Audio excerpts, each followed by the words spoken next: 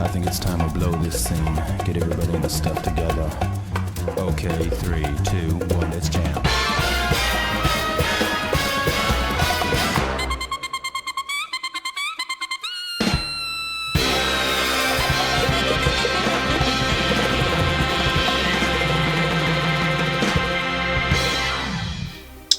Okay guys, what is up? Supernova here today to do the Nanatsu Taizai chapter 125 review. A day late. Yeah, I'm sorry. Busy, as always. Yeah.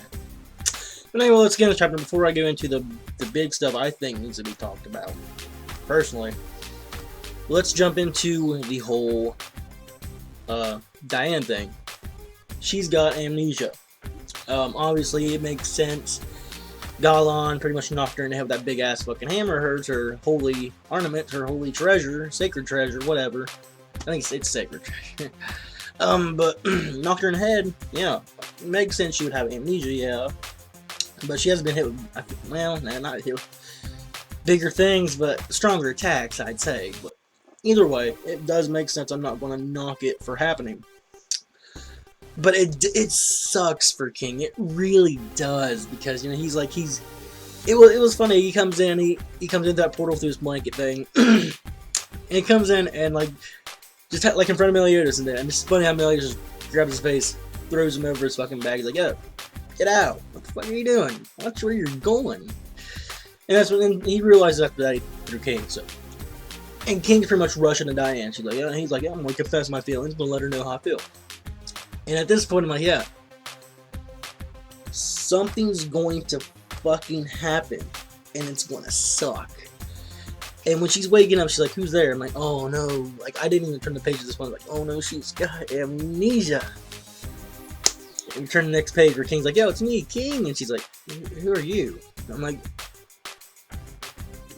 no, motherfucker. I knew it. I knew it was going to happen. So that was really a bummer for King. He's went through a lot of shit, you know, killing his best friend like, what, 3 times now? And he's wearing him as a helmet. You know, his sister's dead. And it's been a rough time for King, nonetheless. To put lightly, it's been a rough time. But that's pretty much all I want to say about that. She will regain her memory, I'm guessing. Maybe through Gauther, but I don't. It's a possibility, but I really don't see it happening this soon. You're pretty much taking everything back from what you led up, so that sucks. That in itself sucks. So where it goes from there, I'm not too sure. Maybe Gauther will modify her memory where she can remember, because we do find out this chapter. Hey, Gauther did do that to Galan. He made him think that he killed Meliodas and everyone else. And that's why he went off. Because Meliodas states, he's like, yo, Galan he's never left anyone to live. He usually kills everyone. And that's what Gauther explains, you know. He modified his memory, where he thought he killed Meliodas and everyone else. So Gauther is confirmed he can, I mean, it's been known, but he did modify Galan. So it does, yeah. Galan is not safe from the fucking Gauther mind tricks. He's not safe. That much is obvious. So good shit for Gauther, and we do find out he has like a little bracelet. Is it a bracelet? It's something like a bracelet. Merlin made for him to control his attitude, so he ain't gonna go rampant anymore as long as he has a bracelet on.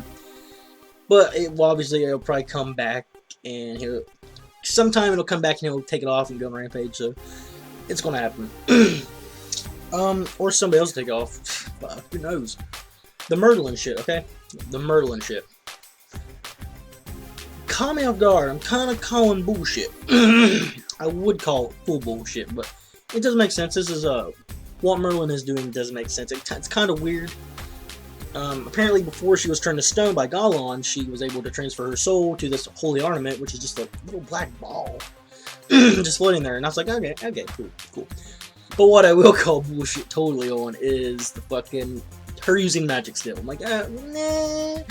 Listen, okay, Merlin, you're getting too hacks. If you can go into little fucking black balls and you're still using magic full force, that's crazy. That's fucking crazy. That's hacks for Merlin. You know she got her ass whooped by Galan without magic. Yes. I don't know what the fuck that was. But yeah, Merlin, she's using magic while her soul in this little black ball, and I'm like, I'm kind of calling bullshit on that because it's kind of it makes no point to her human body, but I guess she is restrained to some extent. Obviously, she has to be to use magic without a physical body. Well, she has a physical body, but it's an inanimate object. I mean, come on. Come on. So what they're going to do to Merlin and how they're going to get her body unpetrified, not too sure where they're going to go with that. I don't know how they're going to get through that. I don't know how they're going to get out of it. But there have been a lot of theories coming out because of this. Can Merlin transfer other souls of other people to other beings or other things? My opinion, I think that'd be way too fucking hacked. Like, if she could do that, that's hacked as fuck. Because people were bringing up how this theory, how maybe Estarossa is actually, like, that's Meliodas' original body, and how the body Meliodas has now is Estarossa's original body, and Estarossa has the same ability as Merlin. He can transfer his soul to someone else. I don't know if he can do that. It's a more high advanced ability of Merlin's, because I think I'm going to go for now that Merlin can just transfer her soul to an inanimate object, not an actual human or person or anything that has a soul in it.